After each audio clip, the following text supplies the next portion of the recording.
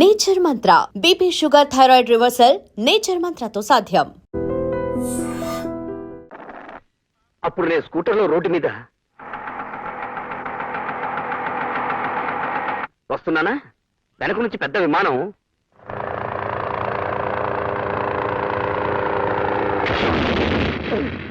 గుద్దేసింది.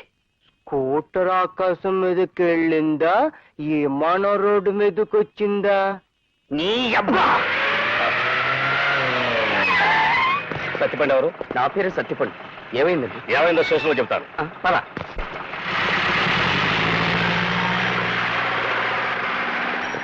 ఏమిట్రా ఏమైంది చెప్పు.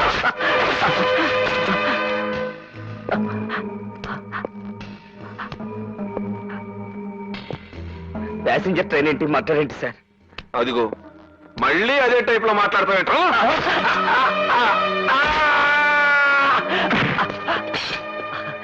నాకేం తెలియదు సార్. మళ్ళీ అదే టైప్ లో మాట్లాడతావేంట్రా? ఆంధ్రప్రదేశ్ లో అన్ని పోలీస్ స్టేషన్ లోనూ నీ పేరుంది. ఫేమస్ కిల్లర్ సత్తిపండివి నువ్వు కాదు. నా చెవిలో లాఠీ పెట్టాలని ట్రై చేయకు, పట్టదు. అసలే నేను అదో టైప్.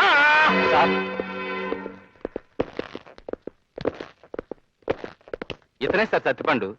ద్వారకా హోటల్లో రామారావు పేరు మీద దిగాడు. ఈడ అనుకుని ఈ టైప్ లో హ్యాండ్ కొట్టాను కదరా. ఈడా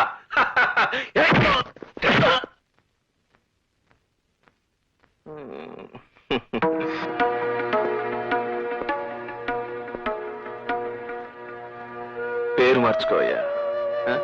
డిపార్ట్మెంట్ కదా, ఏం చిన్న చిన్న మిస్టేక్లే జరుగుతుంటాయి. రావయ్యా. సత్యపండు ఏమైంది? ఏంటిది? అదో టైప్ లో జరిగిపోయింది. సారీ చెప్పానుగా. చావగొట్టి సారీ చెప్తే సరిపోతుందా? తప్పదు, మా టైపే అంత.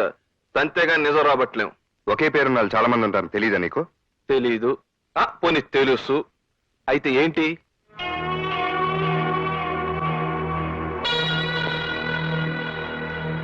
ఏంటి అలా చూస్తున్నావు? పెడా. నేను వెళ్ళడానికి రాలేదు, వేరే పని మీద వచ్చాను. ఏంటది? మా చెల్లెల్ని కాలేజీ దగ్గర వి రఘురామన్ ఎవడో ఏడిపిస్తున్నాడని తెలిసింది. వాడు ఎవడా అని ఎంక్వైరీ చేస్తే నువ్వేం తెలిసింది? నాతో పెట్టుకోవద్దు, నేను అసలే ఓ టైపు.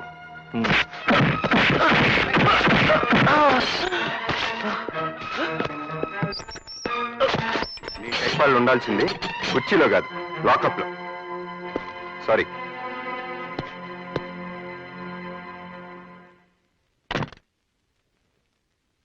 అన్నయ్య, మీ పోలీసు వాళ్ళకి జాలి దయ ఏం ఉండవా? నేరస్తుడి పేరు సత్తిపండు అని తెలియని దొరికిన సత్తిపండు అందరినీ సాగొడతారా? బ్రెయిన్ ఉపయోగించడం మీ వాళ్ళు? ఉపయోగించడానికి నీలాగా బ్రెయిన్ లేదురా వాళ్ళకి. ఉండుంటే పోలీసు ఉద్యోగాలు ఎందుకు చేసి ఉండేవాళ్ళు? నీలాగా బేవర్సగాళ్లతో కలిసి తండ్రి పేరు అన్న హోదాను అడ్డం పెట్టుకుని పోలీస్ స్టేషన్ మీద పడి పోలీసులు తన్నుండేవాళ్ళు. నేనేం అన్యాయంగా కావట్లేదు. న్యాయంగా కొట్టావా? న్యాయంగా కొట్టావా? పోలీస్ స్టేషన్కి వచ్చి సిఐ హోదాలో ఉన్న ఆఫీసును కొట్టడం న్యాయం అనుకుంటున్నావా? రే, నువ్వు నా తమ్ముడు కాబట్టి సరిపోయింది. లేకపోతే నిన్నే ఫ్యాన్కు వేలాడదీసి లాకప్ డెత్ అని చెప్పి నీ శవాన్ని ఇంటికి పంపించుండేవాళ్ళు తెలుసా? షబాష్. మీరు ఎన్ని రకాల వెధవ పనులు చేయగలరో సిగ్గు లేకుండా చెప్తున్నావంటే నువ్వు కూడా డిపార్ట్మెంట్కి చెందినోడు. Shut up shut up. సిఐ గన్ కొట్టింది ఎవరో తెలుసా? మీ తమ్ముడే నాతో అన్నప్పుడు నాకు నా తల తీసేసినట్టయింది. ఏమిటి? వీడు సర్కిల్ ఇన్స్పెక్టర్ కొట్టాడా? ఏరా? అబ్బే ఏం లేదన్నా, ఊరికే. నువ్వేం కవర్ చేయక్కర్లా, కొట్టానని చెప్పు. చెప్పి ఎందుకు కొట్టానో కూడా చెప్పు. ఏ నువ్వు చెప్పలేవా? నిర్దవాళ్ళ దగ్గర పూరి తిరుపతి ప్యాసింజర్ లో దోపిడీ జరిగి ఆతకేడి సత్తిపండు కోసం గాలించమంటే నా ఫ్రెండ్ సత్తిపండుని తీసుకెళ్లి చావబాదే. అసలు దొరకని సారీ చెప్పి పంపించేశాడు వీళ్ళు సీఏ. అందుకే నేను వాడిని చావబాది సారీ చెప్పాను. గొప్ప పని చేసావు. అయినా నువ్వెవడు ఇలా కొట్టడానికి? నీ ఫ్రెండ్కి అన్యాయం జరిగితే పోలీసులకు కంప్లైంట్ ఇవ్వు. నీలాగా ఎవరికి వాడు న్యాయం చెబితే ఇక చట్టం ఎందుకు, న్యాయం ఎందుకు? అయినా నీకు ఆ లేబర్ వాళ్ళతో స్నేహం ఏంటి చెప్పు రవి. లేబరో గేబరో నాకు తెలియదు, నాకు తెలిసిన స్నేహం ఒకటే. ఏమిట్రా నీ బోడి స్నేహం?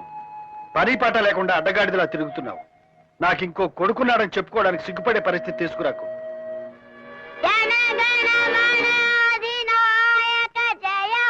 రేయ్, నువ్వు వెళ్ళు. తప్పు చేయని వాడిని ఎవరన్నా కొడితే వాడిని మనం కొట్టడం తప్పా తాతయ్య? కాదు తాతయ్య. మరి బాబా మీద కోపడతారు ఎందుకు? చాలా ఊరిక. Order order. బాతో గా జడ్జిమెంట్ ఇచ్చేస్తున్నాను. సత్తిపండును అన్యాయంగా కొట్టిన పోలీసును బాబాయ్ అలియా మా బాస్ కొట్టడం రైట్. బాబాయ్ని అడ్డమైన గొడవల్లో తల దూచొద్దు అనడం తాతే రైట్. రైట్. ఏం చేస్తావు? అమ్మా! నిన్ను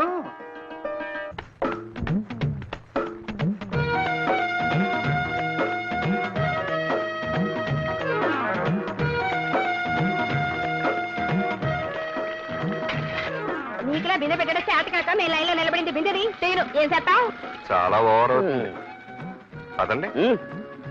ఏది తీ చూద్దాం. ఏటే చూసేది నిన్ను? ఇంత ఓవర్ అయితే కష్టం.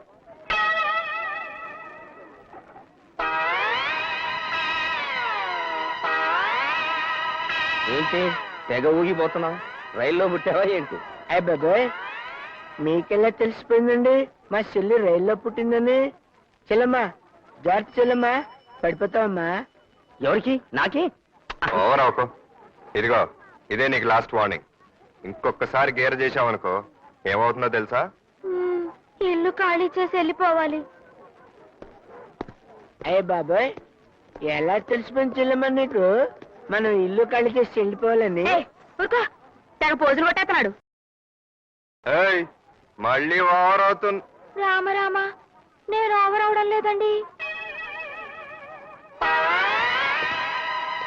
అయ్య బాబాయ్, పడిపోతారు జత జత పడిపోతారు బాబు, పడిపోతారు. అయ్యో పడిపోతారు బాబోయ్. వెళ్ళొస్తుంటావయ్యా. మంచిది బాబు. Good morning uncle. నమస్కారం మాస్టర్. ఓ రామ్మోహన్ రావు, రారా కూర్చో. ఎలా ఉంది రిటైర్మెంట్? మరీ విశ్రాంతి కదండి, చాలా ఇబ్బందిగా ఉంది. నేను రిటైర్ అయిన కొత్తలో నీలాగే అనుకునేవాడిని. కానీ అది పోగొట్టడానికి అన్నట్టు అమ్మాయి అల్లుడు యాక్సిడెంట్లో పోయారు. ఏం చేస్తాం, మళ్ళీ బాధ్యతలు మొదలయ్యాయి. అదిగో ఆ సాయిరామను ఒక ఇంటి పని చేసిస్తే ఆ తర్వాత నేను అవతారం సాధించినా అడిగేవాళ్ళు ఎవరు ఉండరు. మాస్టర్, నేనెప్పుడూ మీకు రుణపడి ఉన్నానని చెప్పడమే గానీ రుణం తీర్చుకునే అవకాశం రాలేదు. ఇప్పుడు వచ్చింది, మరి ఆ అవకాశం ఇస్తారా? ఏమిటే అది? మీకు అభ్యంతరం లేకపోతే మా అమ్మాయిని సాయిరాంకి ఇద్దాం అనుకుంటున్నాను. ఏమైనా? అవును మాస్టర్, మా అమ్మాయి మీ ఇంట్లో ఉండి మీకు ఈ వయసులో సేవలు చేస్తుంటే మీ రుణం తీర్చుకున్నంత తృప్తిగా ఉంటుంది నాకు. అలాగే, నీ ఇష్టం వచ్చినట్టు చెయ్యి. Thanks master.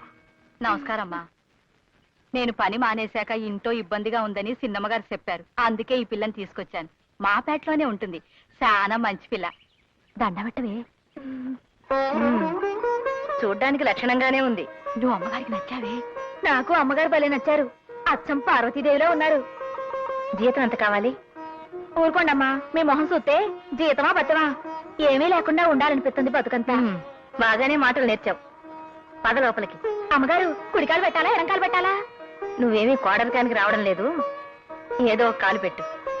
ఎందుకైనా మంచిది, కుడికాలే పెడతాను. నువ్వు వెళ్ళు.